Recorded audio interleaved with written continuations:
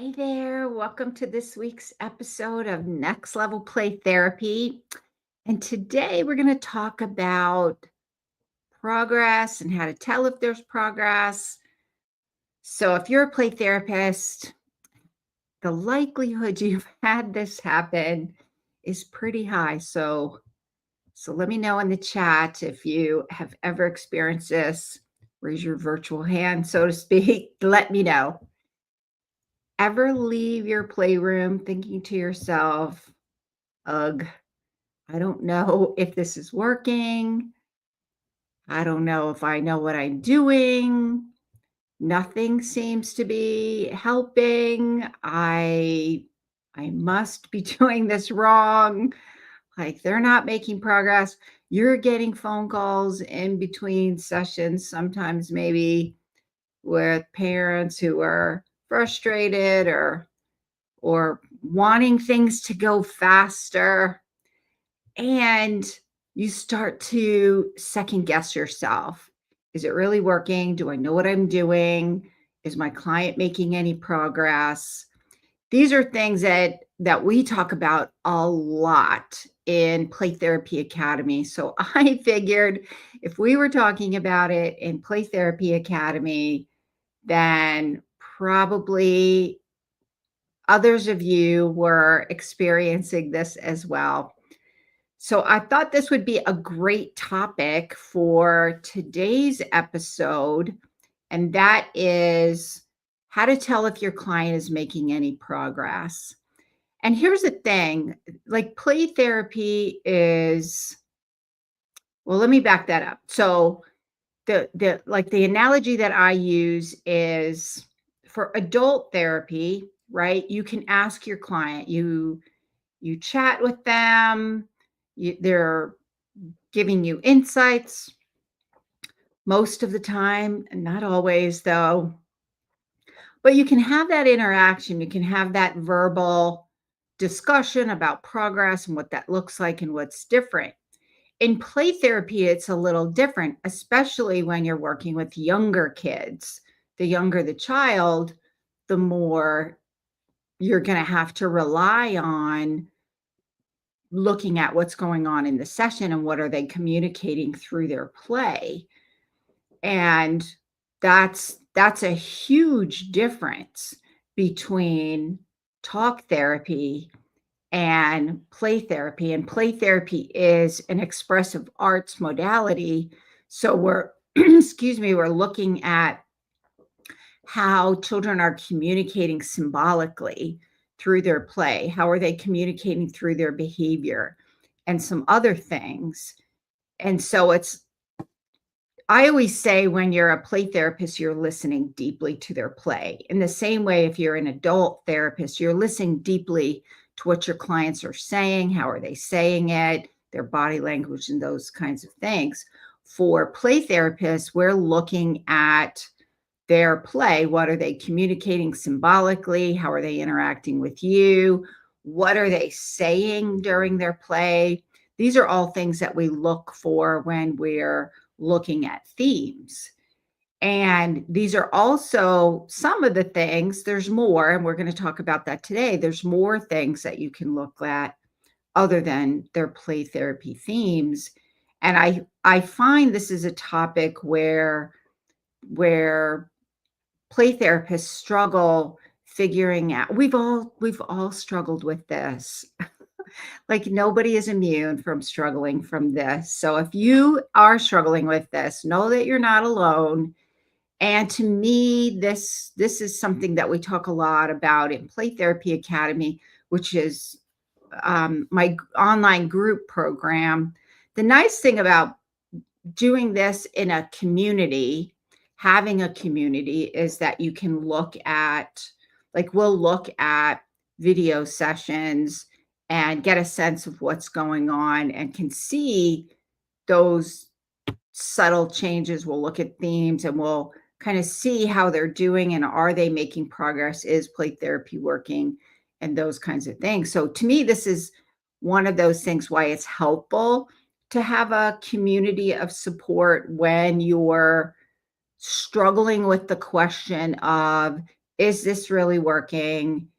Am I making a difference? Am I helping this client? That's one way that having a community of support can be really helpful to do that. So let's talk about, how do you tell if play therapy is working? How can you tell if your sessions are even productive? So if you're watching live today, welcome. And I would love for you to join the conversation. Post in the comments where you're from, what population you're working with. Join the conversation. What are your insights? What are some things that you look for? If you're watching on the live stream replay, welcome as well. A lot of people watch the replays. So go ahead and join the conversation. Post in the comments and share your insights. What are your questions? Where are your struggles?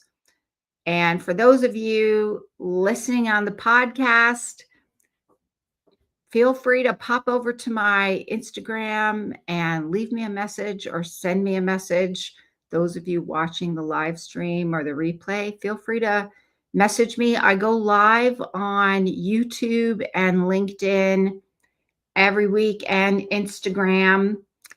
So every Wednesday at 7 a.m. Pacific time, you can join in for the live episodes, or you can feel free to watch the replay.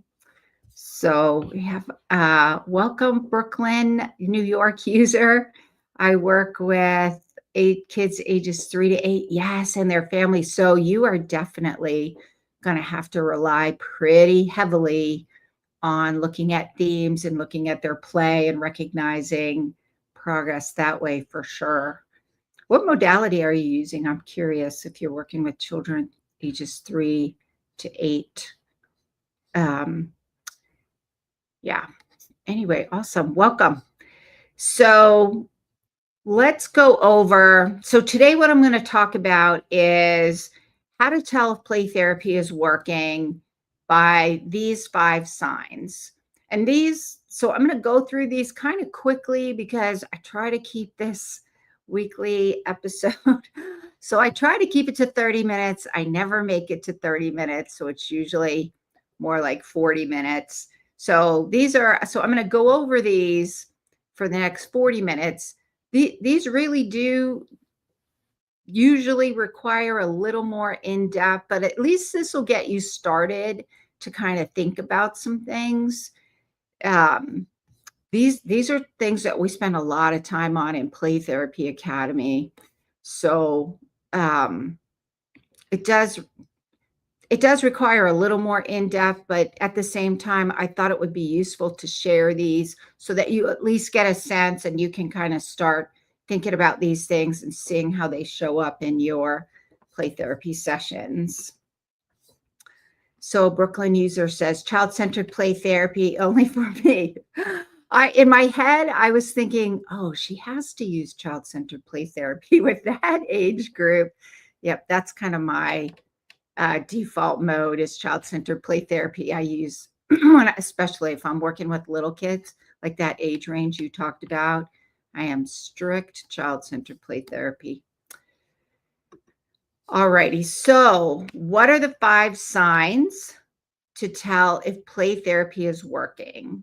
The first sign is looking at, are they able to regulate more in their session? So you're looking at increased regulation in their session. So maybe in the beginning they weren't using a lot of words, and now maybe they are interacting with you a little bit more.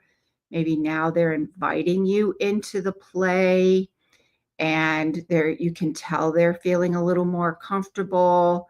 You might see that maybe where they had trouble transitioning in the session, or usually transitioning out of the session, maybe that's going a little bit smoother. Are they sustaining their play longer? These are usually things that you can tell that in the beginning that they are really starting to feel comfortable in your play therapy sessions, because we know from neuroscience that children need to feel safe in order to engage their social engagement circuits, which means they need to engage those social engagement circuits in order to engage their play circuits. So if they're engaging in play longer, if they're interacting with you a little more, they're sustaining, maybe in the beginning, it was like a lot of everything and they were kind of all over the place in the playroom, but now you're seeing them sustain their play for a lot longer. And um, you can see that they're feeling a little more comfortable with you, then that's a good sign that play therapy is working. That they're feeling safe in the session, and that um, they're going to be able to use the play therapy process in order to facilitate change, because they have to feel safe in order to play, in order to access those therapeutic powers of play. Then they're going to have to access those play circuits. Here's the other thing you want to think about is your play therapy model is going to influence how you're making sense of what's going on in the sessions and if they're progressing through each stage. So, for example, child-centered play therapy it's got 4 stages, and you're going to be noticing certain things going on in each stage in order to tell if they're progressing through each stage of the play therapy process. So like in Adlerian play therapy, that's going to look a little different. In Gestalt play therapy, that's going to look a little different. So your play therapy model is definitely going to influence how are you making sense of what's going on in the sessions and if they're making any progress. It's also going to influence how you're making sense of the themes in their play therapy sessions as well. So there's some general themes across all play therapy models, like control, nurture, aggression. Regardless of your play therapy model, these are going to be themes that you're going to be seeing, but your play therapy model is going to influence how are you making sense of what those mean, and how are you making sense of what that means in terms of where they are in the play therapy change process. Which brings me to the next number 2. How do you make sense? How do you recognize if there's any change? And that's is looking at their play themes. This one's a little harder. This one takes a little more time usually. So here, when you're looking at play themes, you are making sense of what they're communicating to you through their play, and how does that change throughout the change? How does that change over time through each stage of the play therapy process? So, for example, in the beginning, we typically see children are a little more superficial in their play, not really getting too much into the deeper levels of what's going on. Sometimes you'll have kids that'll come in and do it right away, and then you're saying this is a kid who is ready to go, feels comfortable getting started, and play therapy would definitely be working, at least in the beginning, because they've gotten started, and you're noticing starting to play things out through your understanding what they're communicating through their play right away. So then that would be progress, right? They're getting started, at least they're getting started right away, right? In the beginning phase. Or it might be that maybe at first, maybe the play was a little chaotic or rigid, and they kind of held you at arm's length. Then that would be some progress, and now they're inviting you into the play. Or maybe if you're looking at the themes of aggression, right? Maybe in the beginning of the play, girls, I'm going to make a general statement, and it's gender based, it's general, and there's truth to it. There are differences in females and males, and there are differences typically in the way they play in the playroom. That has been my experience.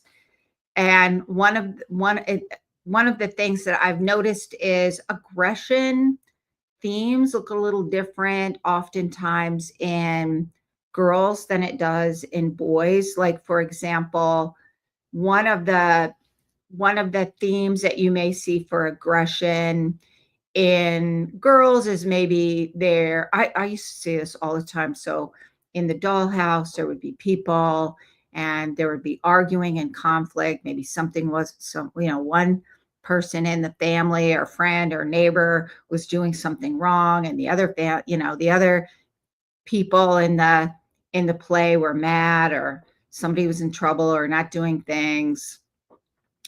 And then some change over time, you might see where now they're beginning to work things out. Now you could see where family members are communicating, or maybe family members or are working on getting needs met, or neighbors or workers.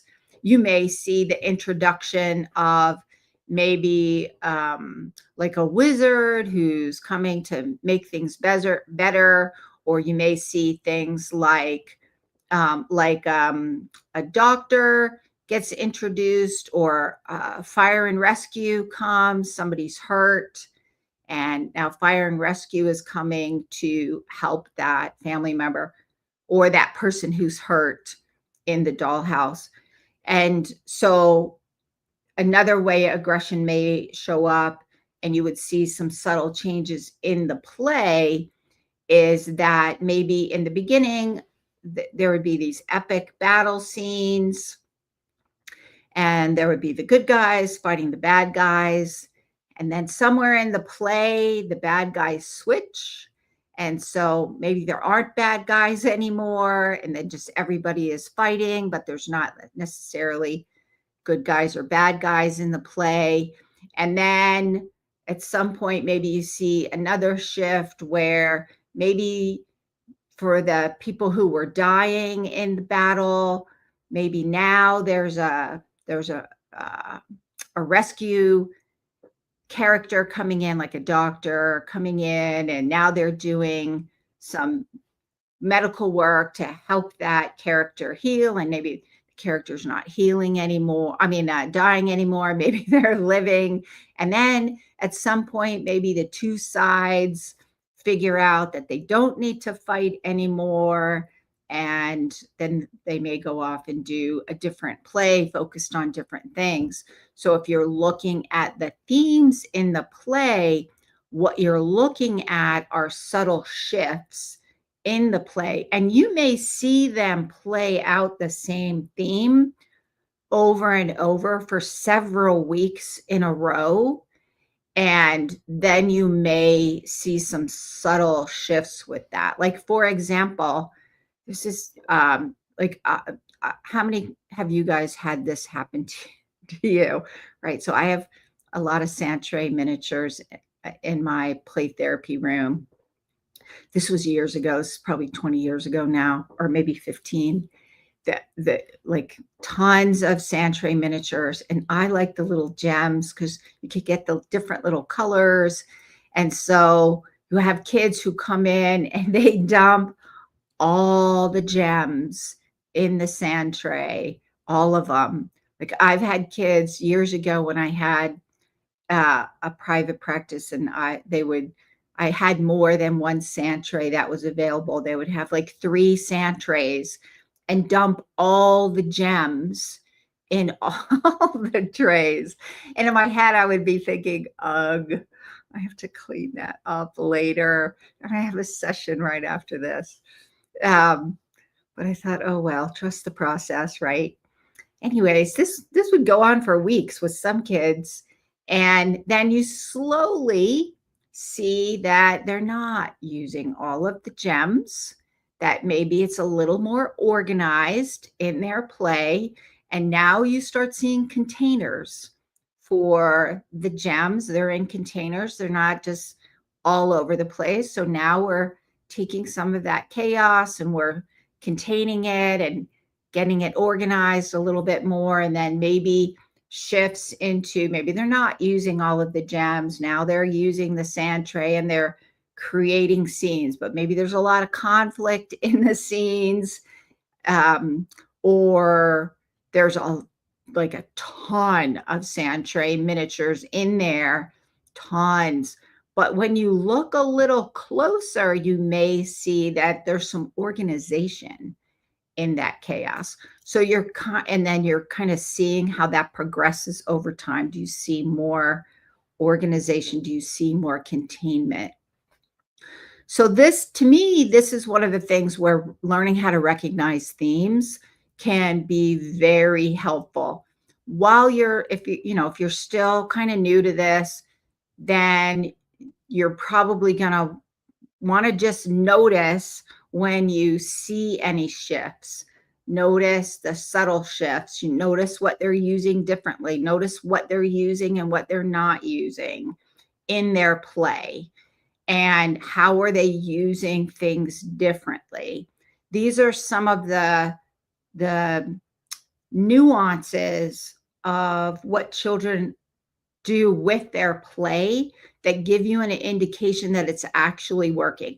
I can't tell you how many times in Play Therapy Academy, when we do like in Play Therapy Academy, everybody does a presentation. We have two people presenting a case every time we meet. And one of the things that comes up over and over is, I don't even think this is working. And then as a group, we take a look at what's going on in there. And what we find is when we're looking at the photos or we're looking at the video, all of which is kept private, we're maintaining privacy and protection. When we look at things, though, what we find is there are a lot of really deep things going on in there. And so we learn how to recognize what's going on, and then getting a lot of feedback about different themes and different things that are observed in the play process, and learning how to look deeply. I guess to me that's the biggest thing when you're talking about play therapy sessions, is learning how to look deeply, learning how to listen deeply to symbolically what's represented in the play therapy session.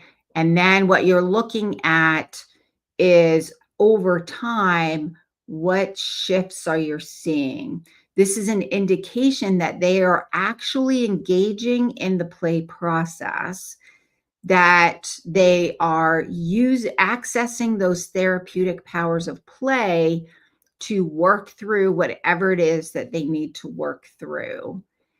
And I think this is one of the harder things, especially in the beginning, to learn. Here's the thing, though. Sometimes it's like there are times, sometimes even now, I don't know what they're doing. It may take like 2 or 3 or 4 sessions for me to figure out what they're doing. In the meantime, while I'm holding that and trusting the process, what I'm looking at are the details, and I'm looking to see if there are any shifts going on, because that tells me 2 things. One, it tells me that they are accessing the therapeutic powers of play, and that is key to tell, is play therapy actually working? You're looking at, are they even engaging in the play process? Are they accessing those therapeutic powers of play? That's the first thing that you're kind of looking at. And then the other thing is, you're looking at how that may shift over time. And it's going to be very subtle. And here's the other thing. They may look like they're progressing and making progress, And then you'll see some regression. When you're looking at your play therapy model and how your client is progressing using your play therapy model, are they progressing through the stages? You may see sometimes where they seem like they regress. So it's not a linear line. Sometimes it goes around in circles for a while, and then you're looking to see if they're looking like they're regressing a little bit, then how are they progressing from there? If they're regressing, and then are they progressing? And here's the other thing, I hear this one a lot too. If they're just concrete, they're not doing anything, it's not working because they're just really concrete and they're not doing anything that looks symbolic. That's my paraphrase. But when we look at what's going on, what you'll notice is this client might be concrete. So then we look at what's the reason for that. If this is a child who is pretty concrete because maybe they have some processing challenges, or maybe they're concrete because they don't feel comfortable showing you anything more. I can't tell you how many times I have worked with kids who've experienced trauma, especially kids who've gone into foster care and they're not feeling safe yet. It doesn't necessarily mean the foster care placement's a bad placement.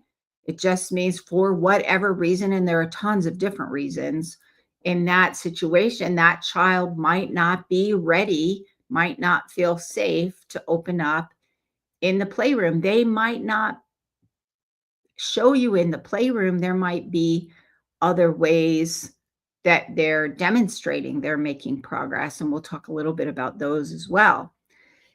Another sign that your client is making progress, and this one's a little hard, is that they're testing the relationship a little bit. They might do this right away, or most of the time, my experience has been once they get to feel comfortable with you, they get comfortable with the space, then they may test the boundaries a little bit. They want to see what they can do and what they can't do. And so usually that's a sign that they're feeling comfortable. Some kids come in right away and test the boundaries. I would say more often than not, I see kids test the boundaries when they're feeling, excuse me, when they're feeling a little more comfortable. They want to see how I respond. And to me, that's progress, because now they're feeling comfortable in the play therapy space. They're feeling comfortable with me and they're ready to test out some boundaries. That gives me some good information. That gives me information about what they're probably doing at home also in other places, and how they respond when limits are maintained. So that I would look at that as progress, because they trust you enough that they're going to test the boundaries a little bit. And then you're going to, if I'm using an attachment lens, then I'm going to hold the boundary, and then I'm going to see how we work through that repair process. Gives you some really good information. And that might happen at various times. You might have a client who comes in right away and tests boundaries. And then when you're consistent and you're fully present in the moment, accessing congruence with unconditional positive regard and empathy, I throw in a little DBT thinking in my head, which is acceptance and change. My client is doing the best they can at any moment in time, and they can do better, right? So if they're testing the boundaries, that might be a sign that they're making progress. Here's the other thing, and the fourth sign that they're making progress will come from parent report or caregivers. So I use caregiver and parents kind of interchangeably.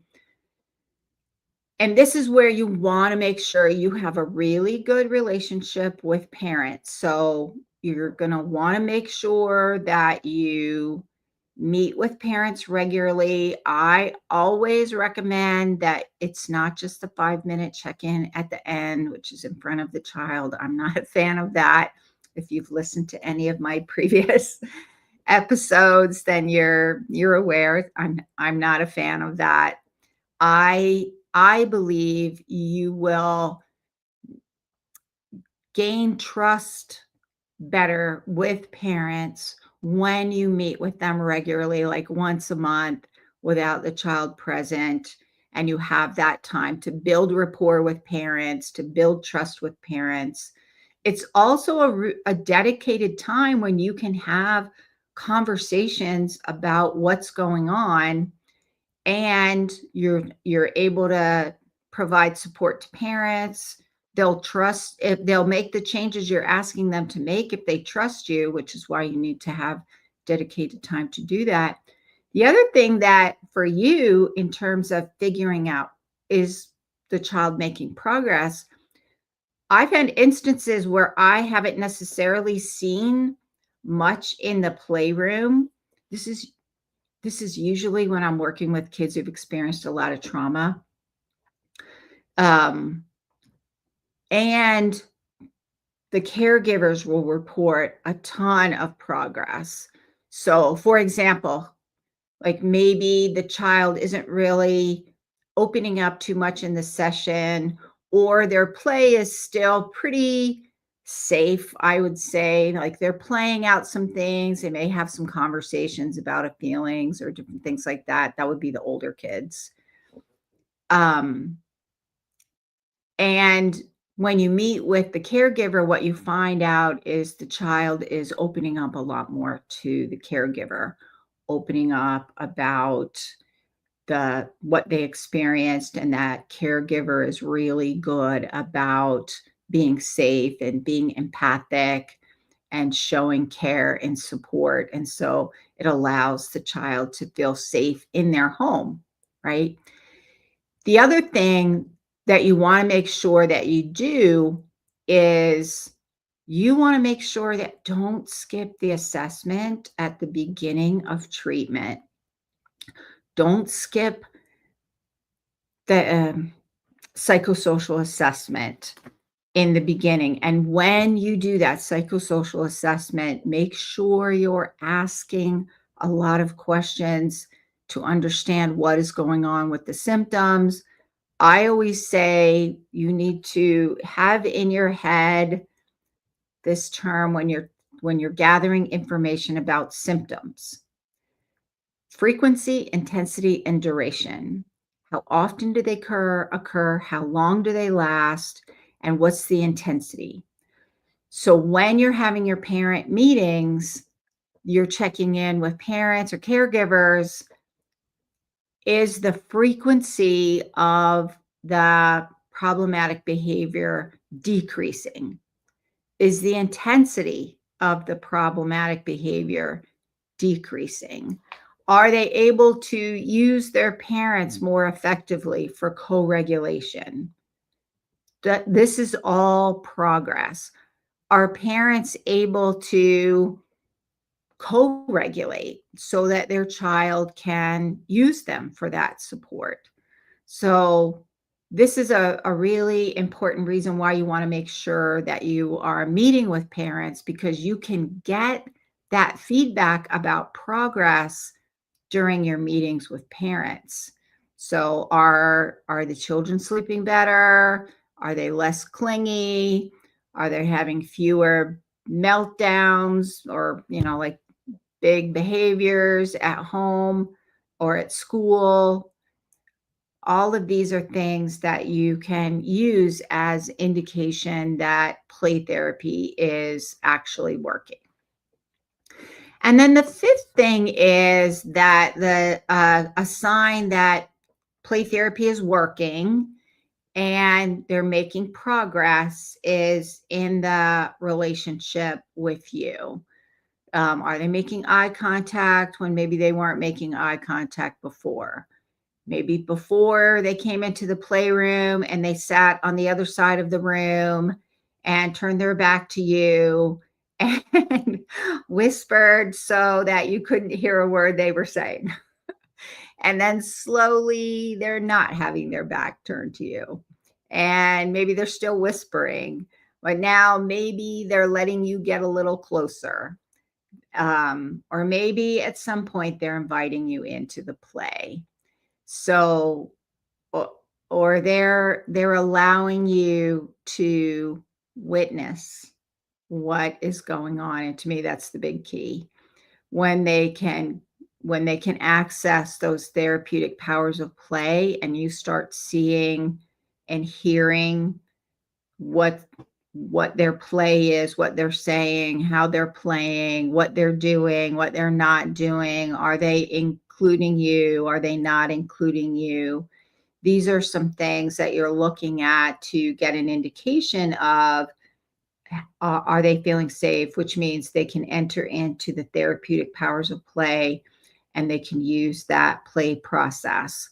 Here's another thing that comes up a lot as well. And I've had these kids as well. And I think somebody in one of the Play Therapy Academy groups meeting called it daycare play. And I thought, oh, what an interesting term. Basically, like they're playing and they're coming in and they're using your therapy office to play. And they don't really need, there's not really anything that they're working on therapeutically. They just like to play because kids like to play, which brings up the question of, how do you know when they're ready to finish play? How do you know when they're ready to finish play therapy? Like when they're done, especially child-centered play therapy, man, they are all over that. They come in, I get to be in charge in here. I get to do whatever I want in here. There are some ways to manage that, like when you're going through, coming down to termination process. But the question of, how do you know if it's working, or if they're just playing and using your office to play or paint or paint pretty pictures, right? Is it really therapeutic? And I think you have to go back to looking at some of the things that we've already talked about, right? Which would be, maybe you have a child with a ton of anxiety and it took a long time for them to feel comfortable with you and settle into the play therapy process. And sometimes the way that I look at that is, if they're coming in and they're drawing the pretty pictures and parents are still reporting at home that they are having lots of emotional meltdowns, or they're super, super clingy and they won't sleep in their own bed, but they're coming in your session and they're painting pretty pictures. What does that say? It says, in the playroom, they feel safe. In the playroom, they can do, I mean, think about art. We do coloring all the time, right? For emotion regulation, getting our neurocircuits settled down. Painting is a mindful activity. They feel safe coming in, doing something that feels good to their nervous system. And in here, they can have unconditional positive regard and empathy and feel successful in here. Then we're building up that positive sense of self and giving them a space where they can have some success. We still need to work on those other things. And there are probably a lot of other things that need to be worked on in the home, and co-regulation and different things like that. And that's why you want to have the parent sessions. I don't necessarily think that having them come in and just play doesn't necessarily mean that they're not making progress. You're going to be looking at all of these things. You're going to be looking at your play therapy model. How are you making sense of what is going on in this child's life? That initial case conceptualization that you're going to be using throughout the play therapy process. and you're going to use that case conceptualization based on your theory model to get a sense of how they're progressing. And what is it that they need? You're also looking at that to understand the themes and what's going on in the sessions. And then that'll give you a better sense of, is it really like daycare play, or is it really just playing and they're not doing anything therapeutic? So you want to think about those things as well.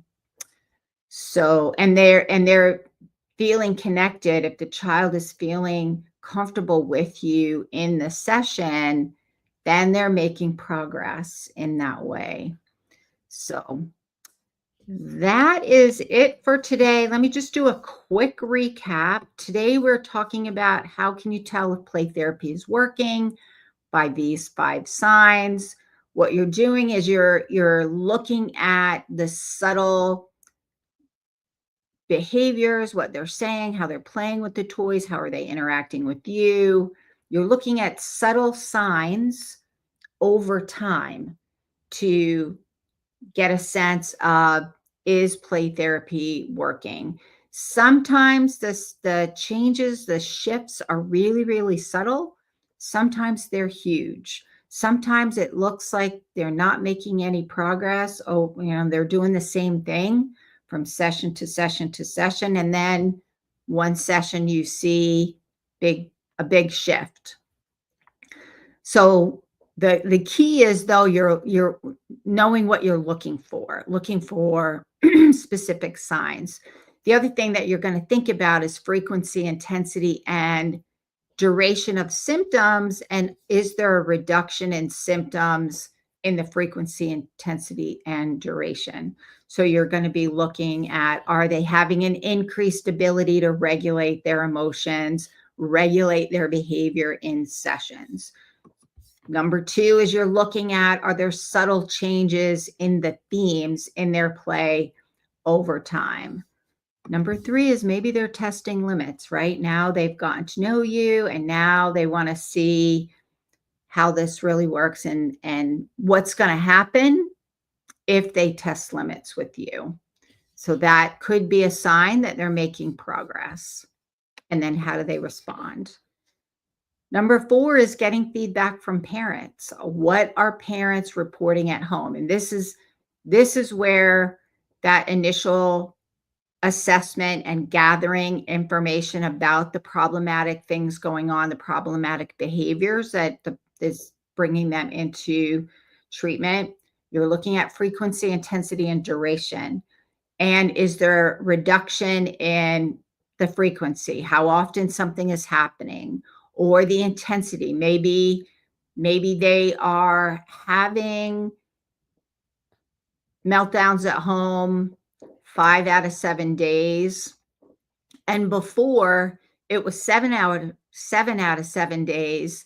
And the outburst or the dysregulation could happen anywhere from 10 minutes to all day. And so maybe it's not all day anymore. And maybe it's only 5 days out of 7.